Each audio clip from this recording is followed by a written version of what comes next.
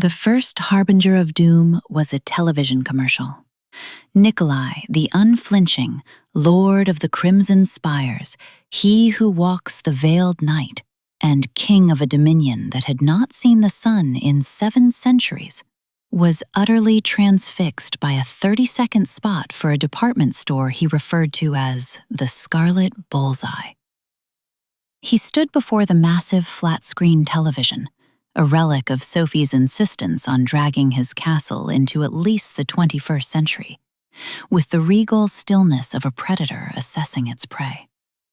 His posture was perfect, his black cashmere robe was immaculate, and his expression was one of profound, almost theological concentration. On screen, a frantic montage of smiling people trampled one another for a discounted air fryer. The music was offensively cheerful. "This ritual," he began, his voice a low baritone that had once commanded armies and now struggled with the concept of BOGO deals. "This Black Friday, it is a trial of some sort, yes? A modern crucible to test the mettle of the common man?" Sophie glanced up from her laptop, nestled in the glorious anachronism of a velvet wingback chair that had once belonged to a Habsburg prince. "It's a trial of your sanity, mostly, and your willingness to get elbowed in the face for a cheap television. It's capitalism's annual cage match. We are not participating." Nikolai turned his gaze from the screen to her. His eyes, the color of ancient garnets, held an unnerving intensity. "On the contrary, my dear Sophia, we are. I am." A laugh escaped her, sharp and sudden. "Oh no, no, no, no. You, Nikolai, in a Target on Black Friday? That's not a rom-com waiting to happen. That's a diplomatic incident. You still refer to the barista at Starbucks as the potion master." "I am adaptable," he insisted, drawing himself up to his full, imposing height. He strode across the obsidian floor, his bare feet making no sound.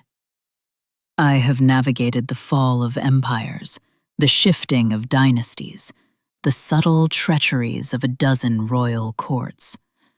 I believe I can manage a retail environment." "You tried to pay for groceries with a Transylvanian ducat last month," she reminded him, not unkindly. "The cashier was 16 and thought you were LARPing." A flicker of irritation crossed his features. The gold was pure. The boy was an imbecile. This is different. This is a matter of principle. He leaned against the arm of her chair, his proximity a familiar, comforting weight. "You exist in this world, Sophia. You move through it with an ease that is mystifying. I wish to understand it.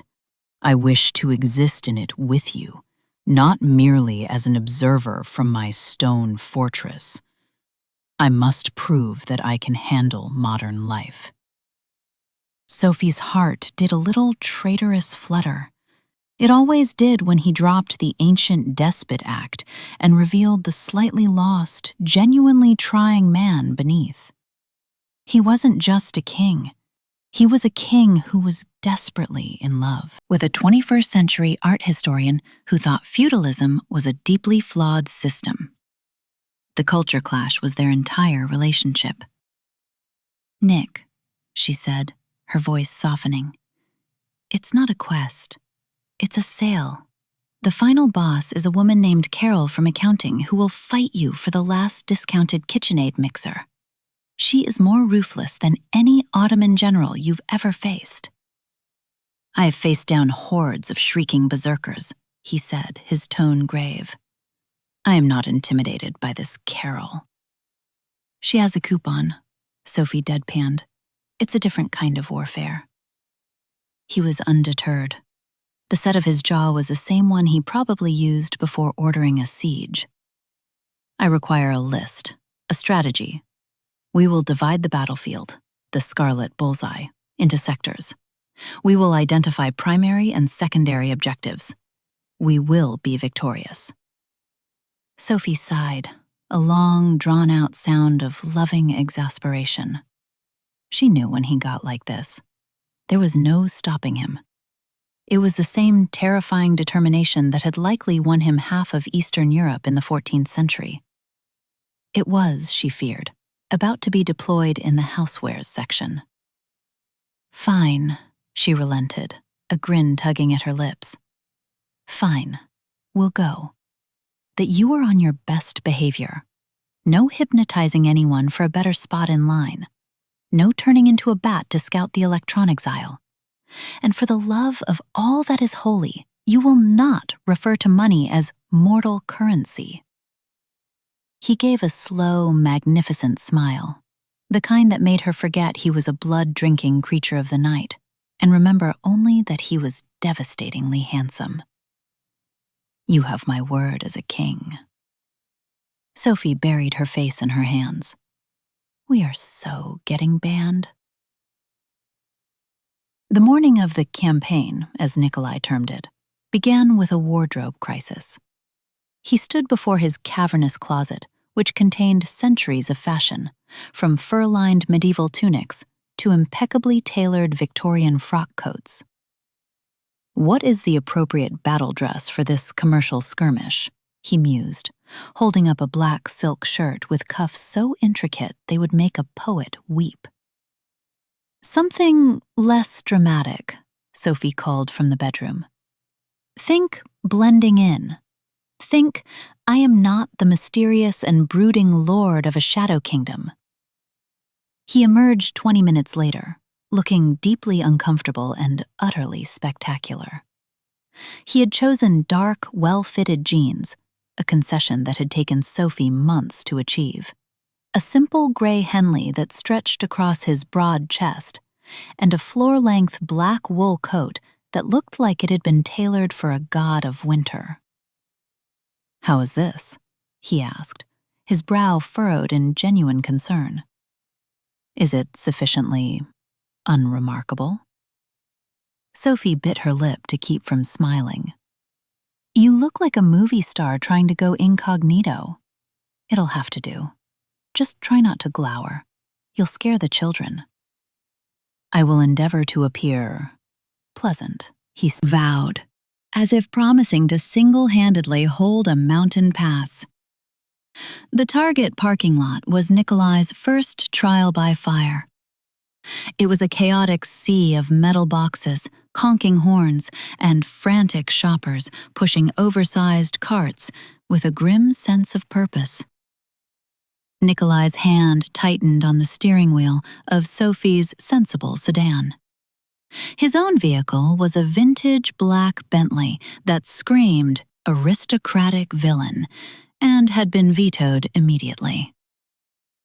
This is madness, he breathed, his knuckles white. There is no order, no discipline. It is a melee without honor. It's Tuesday, Sophie corrected him. Black Friday started yesterday, and last week. It's a concept now, not a day.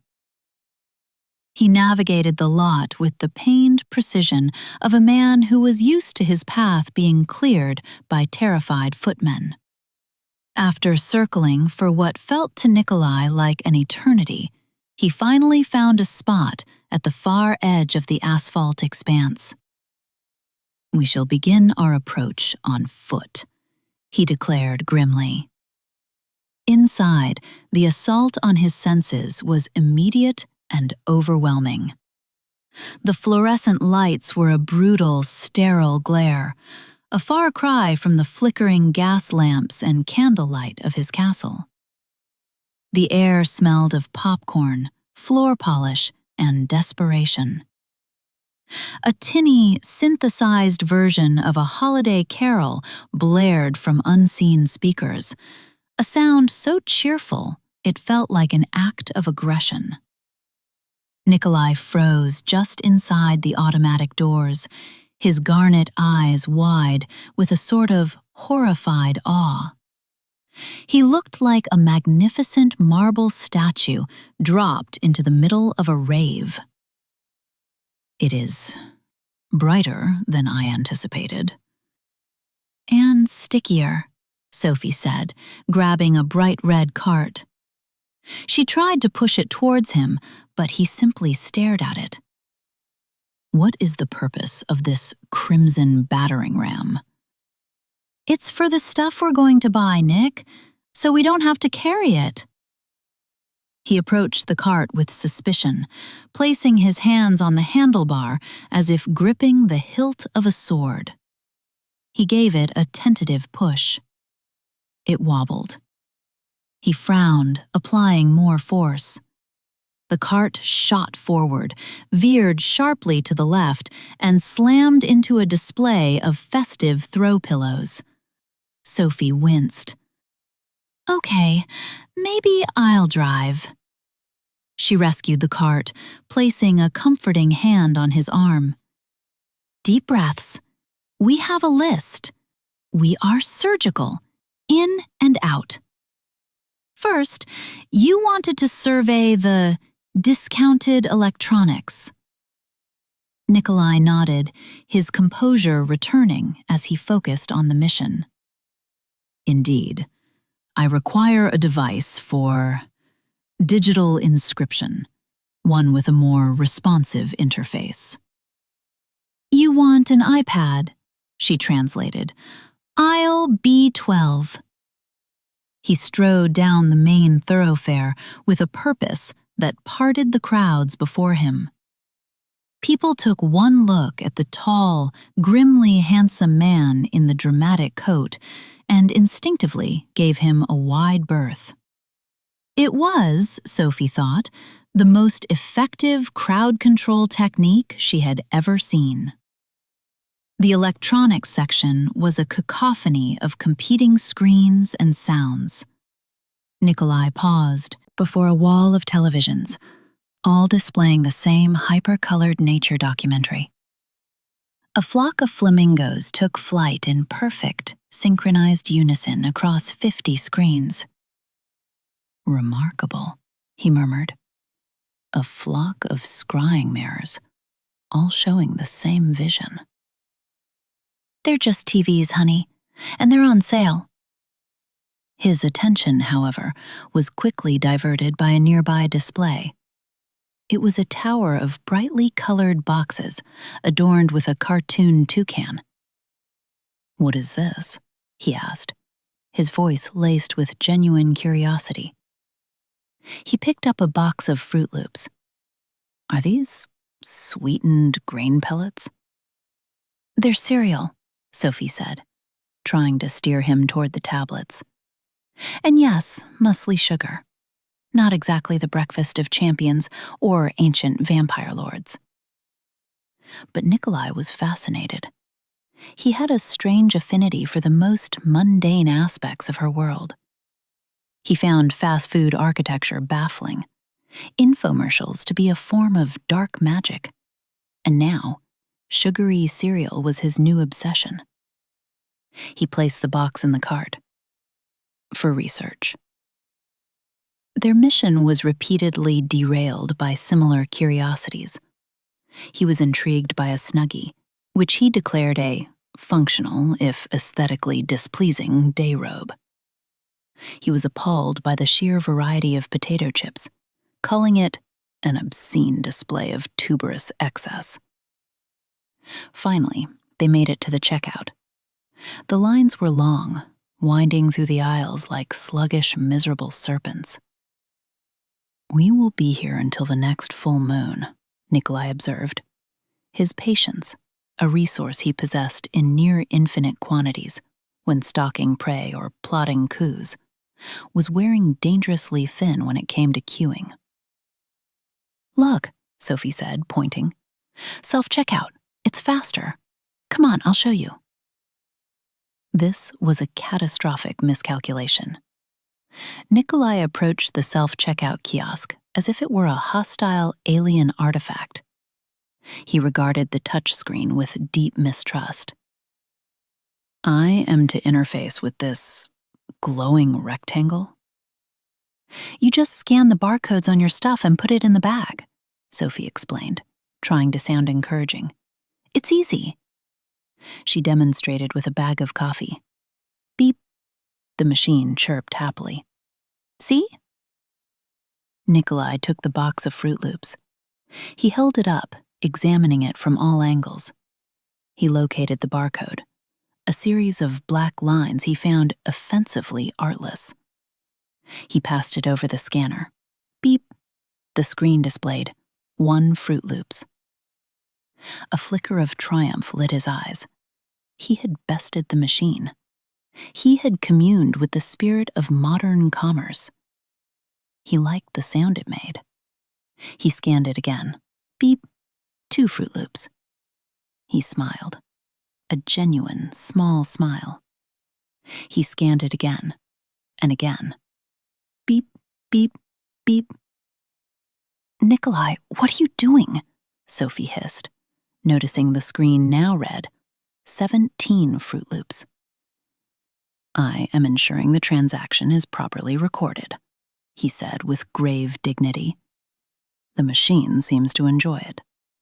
Beep, beep, beep, beep. The number climbed. 24. 31. 38. The machine's cheerful female voice began to sound strained. Please place your item in the bagging area. Please place your item in the bagging area. I have, Nikolai growled at the machine, gesturing to the single box in the bag. Cease your incessant nagging, you mechanical shrew. He scanned it one last time for good measure. Beep. 40 Fruit Loops. The machine let out a strangled squawk and the screen flashed red with an error message. An orange light on top began to blink, a silent beacon of his failure. You've broken it, Sophie whispered, a horrified laugh bubbling in her chest. You scanned it so many times it had an existential crisis. An employee with a name tag that read Kyle and the weary expression of a man who had seen too much trudged over. Everything okay here? Your contraption is defective, Nikolai announced, gesturing at the blinking light. It possesses the temperament of a spoiled princeling. Kyle stared at Nikolai, then at the screen displaying a charge of over $200 for cereal, then back at Nikolai's terrifyingly expensive coat. He wisely chose not to engage. He poked at the screen with a pen, voided the 40 boxes of Fruit Loops, and reset the machine. Just 1 scan per item, sir, Kyle said, before beating a hasty retreat. Mortified, Sophie quickly scanned the rest of their items and herded Nikolai away from the scene of the crime. Okay, she said, taking a deep breath. New plan. We're using a person, a real, live cashier. They found the shortest line, which was still agonizingly long. They were standing behind a woman with a cart piled high with wrapping paper and holiday decorations. Ahead of her, a man in a hurry, talking loudly on his phone, abruptly shoved his single-item basket onto the conveyor belt, cutting in front of the woman. The woman sighed, too tired to protest. Sophie bristled, muttering, "Oh, come on, buddy." Nikolai, however, went very, very still. His pleasant, blend-in expression vanished, replaced by the glacial calm of a predator that has just spotted a weakness in the herd. He didn't say a word. He simply took their cart and, with a silent, deliberate grace, pushed it forward until it was perfectly perpendicular to the aisle, completely blocking the man's path forward and anyone else's path behind them.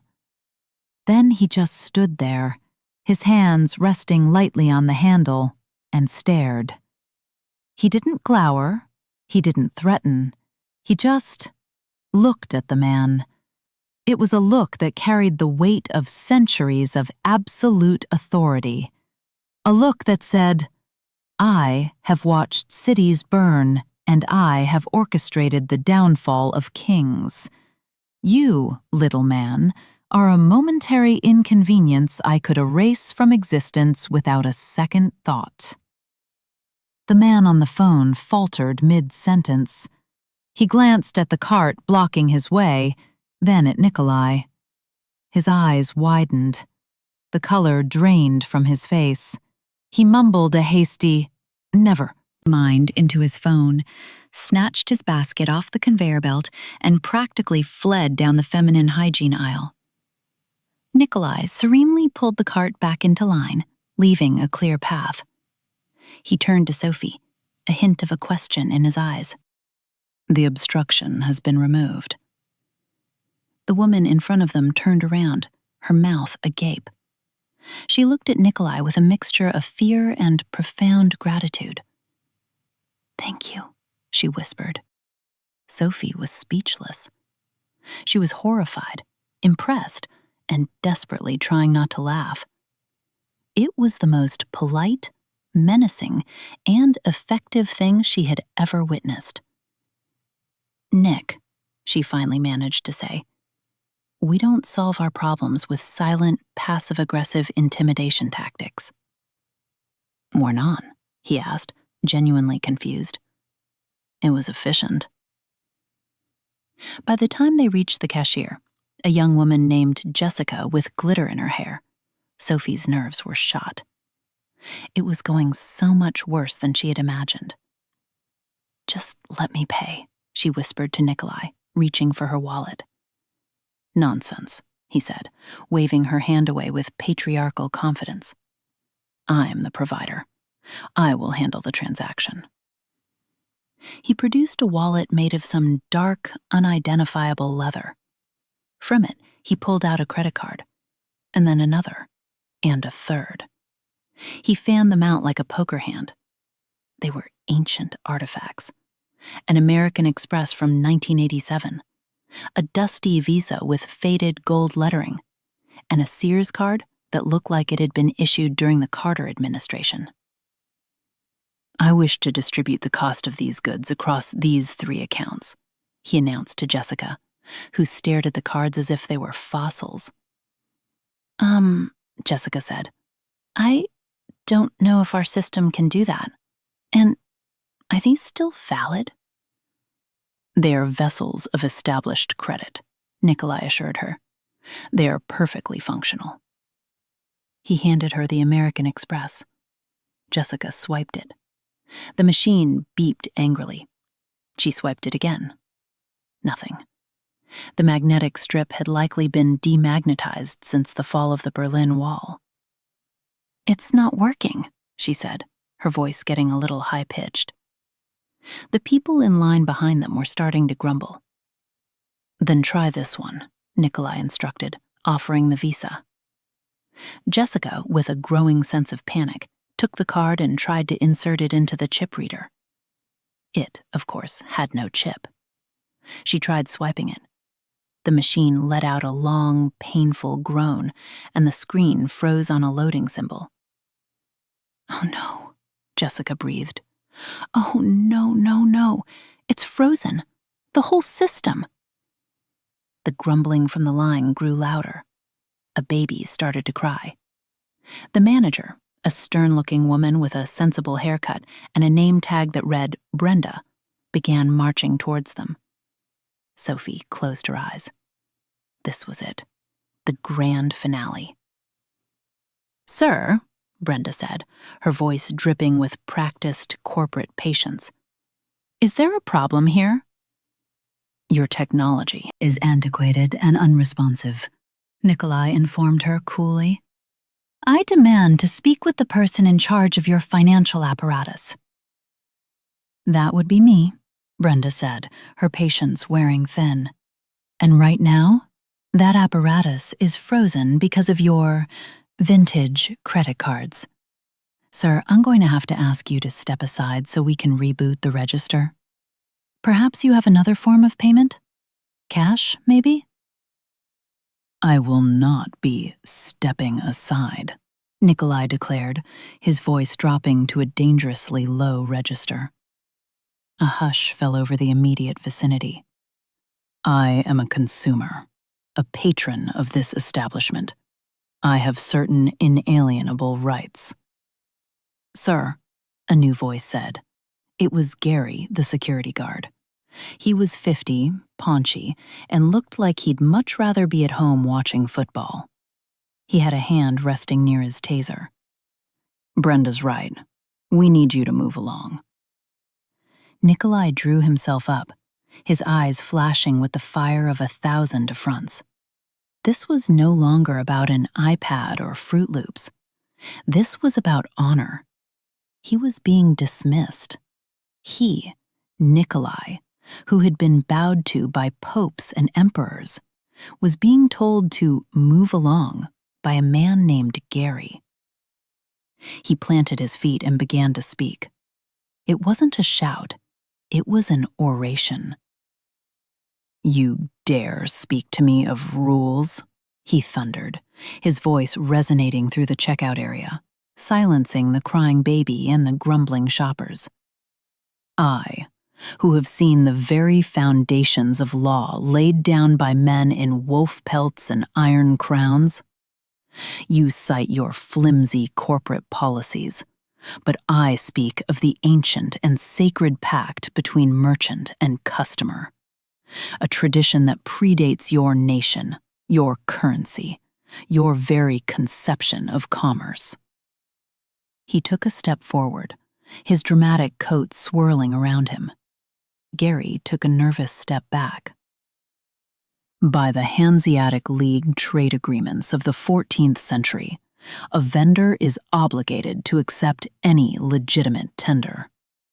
By the English Statute of Monopolies of 1623, your refusal to complete this transaction could be construed as an unfair barrier to trade. I have come to your emporium in good faith, prepared to engage in the ritual of acquisition you so garishly advertise, only to be met with technological incompetence and bureaucratic insolence. Brenda and Gary stared at him, their faces a perfect blend of confusion and terror. Sophie had her head in her hands, her shoulders shaking with suppressed laughter. He was magnificent. He was insane. He was quoting 17th century trade law in the middle of a Target. Sir, Brenda finally stammered, finding her voice. I don't know what any of that means. But you have broken my register, scared my cashier, and you are causing a major disturbance. I'm asking you one last time to please leave. Nikolai's jaw tightened. I will not. Brenda's face hardened. Fine. Gary, call the police. And sir, she said, pointing a finger at Nikolai's chest, consider yourself banned from this Target for life. The finality of the declaration seemed to stun him more than the threat of the police. Banned? Him? He looked at Sophie, his expression one of pure, wounded disbelief. She met his gaze, and the dam of her composure finally broke. A loud, snorting laugh escaped her. Then another. Soon, she was leaning against the cart, tears streaming down her face, laughing so hard she couldn't breathe. The sight of her helpless laughter seemed to break the spell. The tension in Nikolai's shoulders sagged. His impassioned speech died on his lips. He was no longer a king defending his honor. He was just a man whose girlfriend was laughing at him in public. Defeated, he gave a stiff, formal bow to Brenda. As you wish. He then turned, swept Sophie, who was still gasping for air, under one arm, abandoned their cart full of Fruit Loops and a Snuggie, and strode out of the Target with all the wounded dignity of a deposed monarch heading into exile. The car ride back to the castle was silent for the first 5 minutes. Nikolai sat bolt upright, staring grimly at the road, his hands gripping the wheel at a perfect 10 and 2. Sophie sat in the passenger seat, occasionally letting out a choked giggle, which she would try to disguise as a cough. Finally, Nikolai spoke, his voice low and brooding. I almost had it. That was all it took. Sophie exploded. She laughed until she was wheezing, clutching her stomach. Oh, you almost had it? Nick, you went full medieval warlord on a store manager named Brenda. You quoted the Hanseatic League. They banned you for life from Target. He shot her a wounded look. I was making a valid legal point. No, you weren't. You were being dramatic and terrifying. The poor security guard looked like he was going to have a heart attack. You blocked an entire aisle with your cart just by staring at a guy. She took a deep, shuddering breath, trying to regain control. It was the single most disastrous and hilarious thing I have ever witnessed. He fell silent again, a muscle working in his jaw. She could tell he was genuinely upset. The laughter died in her throat, replaced by a wave of affection so strong it almost hurt. She reached over and placed her hand on his arm. The wool of his coat was smooth under her fingers. Hey, she said softly. I'm not laughing at you. I'm laughing with the universe at the sheer absurdity of it all. Of you. Of us. He didn't look at her, but he didn't pull his arm away. I failed, he said, the words heavy with self-recrimination. The crucible. I delighted the trial. I cannot navigate your world. Nick, it wasn't a trial. It was a train wreck. And it wasn't your fault. It's like dropping a Shakespearean actor into the middle of a reality TV show. The rules are different. The stakes are dumber. You were playing chess while everyone else was playing Hungry, Hungry Hippos. A small, reluctant smile touched his lips. I do not know this, Hungry Hippos. And that's exactly my point, she said, squeezing his arm. You're not supposed to. That's what I love about you. When they got home, he swept into his study, a grand, book-lined chamber with a fireplace large enough to roast an ox. He sat down at his massive mahogany desk, which held a sleek, state-of-the-art computer that looked profoundly out of place. His fingers flew across the keyboard with surprising speed. What are you doing? Sophie asked, leaning in the doorway. I am lodging a formal complaint, he said without looking up, with their corporate headquarters. I will not have my good name besmirched by the functionaries of the Scarlet Bullseye. I will demand a formal apology and the immediate rescinding of this ludicrous lifetime ban. Sophie watched, fascinated, as he composed the email. It was a masterpiece of eloquent, indignant prose. He used words like henceforth, egregious, and unconscionable. He detailed the sequence of events with the precision of a historian, citing the failure of their checkout kiosk, the unprovoked hostility of their staff, and the violation of his fundamental rights as a consumer. It was the most articulate, well-argued, and utterly unhinged complaint letter in the history of retail. When he was finished, he clicked print. An eyebrow raised on Sophie's face. You're not going to email it?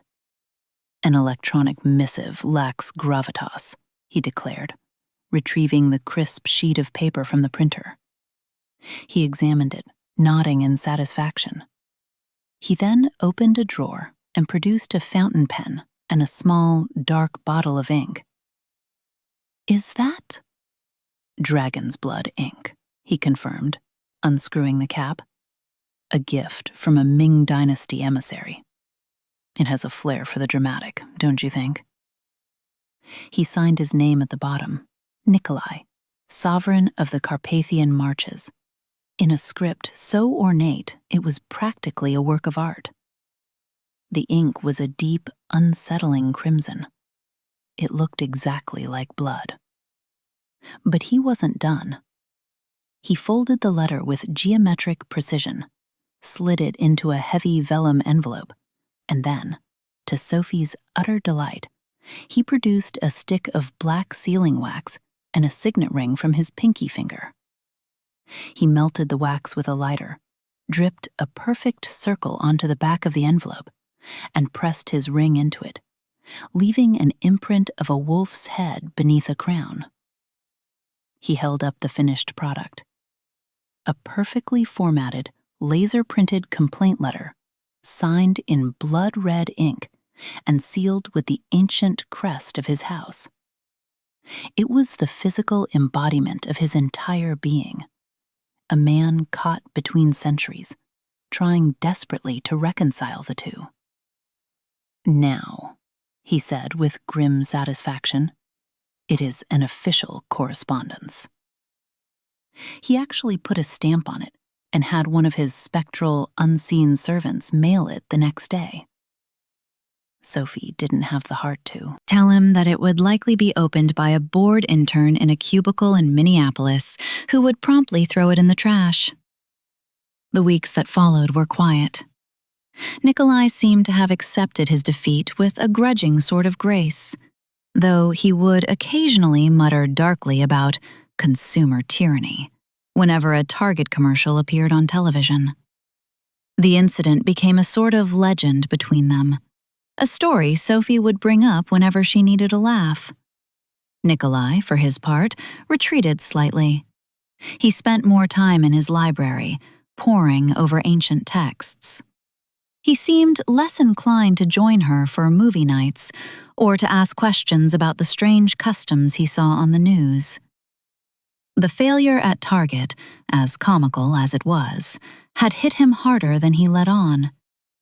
It had been more than just a shopping trip. It had been a test of his own relevance in the world she inhabited so effortlessly. He had failed, and in his mind, it was a chasm opening between them. One rainy afternoon, Sophie found him staring out one of the high, arched windows of the castle, watching the storm lash against the ancient stone. He didn't turn as she approached, his reflection a dark, brooding silhouette in the glass. "What are you thinking about?" she asked softly, wrapping her arms around his waist from behind and resting her cheek against his back. The cashmere of his sweater was soft and warm. "About time," he answered, his voice a low rumble.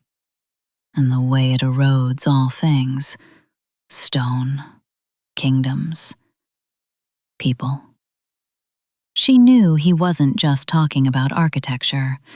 "Nick, what's wrong? You've been quiet ever since, you know." He finally turned, his hands coming up to rest on her arms. His garnet eyes were filled with a deep, aching sadness she rarely saw. The theatricality was gone, the royal bearing stripped away, leaving only a raw, unvarnished vulnerability. "That day, in that emporium," he began, struggling for the words. "It was not about the electronics, Sophia, or the absurdly sweetened grain. It was about seeing, with absolute clarity, the distance between my world and yours." He gestured around the vast, shadowed room. "I am this castle. I am stone and memory and forgotten laws. I understand power and loyalty and the turning of centuries. I do not understand checkout kiosks or social cues or how to exist in a place where my name, my history, means nothing. His grip on her arms tightened slightly. I watch you, and you are so alive, so perfectly suited to this bright, noisy, complicated age. And I am afraid. I am afraid that one day you will tire of living with a relic, that you will look at me and see not the man you love, but a museum piece, a curiosity that no longer fits in your life. His confession hung in the air, more sincere and heartbreaking than any of his dramatic speeches. The jokes finally stopped. This was the real fear, the one he hid behind his regal pride and witty, archaic pronouncements. He wasn't afraid of Carol from accounting or Gary the security guard. He was afraid of losing her. Sophie's heart ached for him. She reached up, cupping his face in her hands, her thumbs stroking his sharp cheekbones. "Nikolai," she said, her voice thick with emotion. "Do you honestly think I love you in spite of all that? Do you think I'm just putting up with the 700-year-old vampire king stuff because you're handsome?" A ghost of his usual smile touched his lips. "It is a compelling attribute." "It is," she admitted, smiling back. "But it's not the point. I don't love some modern version of you that knows how to use self-checkout. I love you. The you that quotes 17th century trade law in Target. The you that thinks a Snuggie is a functional day robe. The you who signs a complaint letter in blood-red ink and seals it with wax." She leaned in, pressing her forehead against his. "Don't you see? I don't want you to fit into my world. I love our world, the one we've made together. This crazy, ridiculous, wonderful world where ancient castles have Wi-Fi and vampire kings get banned from Target. That's our world, Nick. It's not yours or mine. It's ours. And I wouldn't trade it for anything." He closed his eyes, a long, shuddering breath escaping him. He leaned into her touch, a silent surrender. When he opened them again, the fear was gone, replaced by a look of such profound love and relief that it took her breath away. "Sophia," he whispered, his voice hoarse. "You are the only thing in this modern world that has ever made perfect sense to me." He lowered his head and kissed her, a slow, tender kiss that was a promise, a reassurance, and an apology all in one. It was the quiet, earned moment of sincerity that felt more powerful than any grand declaration. The warm, gentle catharsis after the storm of comedic disaster. The emotional arc was complete, moving from "this person is ridiculous" to "this person is the only one who truly sees me." A month after the Target incident, a letter arrived. It was a standard business-sized envelope with the Target corporate logo in the corner. It was addressed, somewhat anticlimactically, to N. Carpathian. Sophie brought it into the study, where Nikolai was reading. She handed it to him with a mock-serious expression. "A dispatch has arrived from the Scarlet Bullseye, my lord." He took it, a flicker of his old imperious hope in his eyes. He slid it open neatly with a silver letter opener. He unfolded the single sheet of paper inside. It was a bland, corporate form letter. "Dear valued customer, thank you for your feedback. We at Target strive to provide the best possible shopping experience. We have reviewed the incident report from our city location on date. While we appreciate you taking the time to write to us, our store management's decision is final. The lifetime ban will be upheld. We have included a coupon for 10% off your next online purchase as a gesture of goodwill. Sincerely, Target Guest Relations. Nikolai stared at the letter. He read it once, then twice. He looked at the flimsy coupon, a pathetic postscript to his magnificent wax-sealed declaration of war. His shoulders began to shake. Sophie held her breath, worried he was about to erupt in fury. But the sound that escaped him wasn't a roar of anger. It was a deep, rumbling laugh. A genuine, uninhibited laugh that filled the entire room. He threw his head back and roared with laughter, the form letter clutched in his hand. "A gesture of goodwill," he boomed, tears of mirth in his eyes. "They have denied my appeal, upheld my exile, and offered me a paltry 10% discount as a consolation."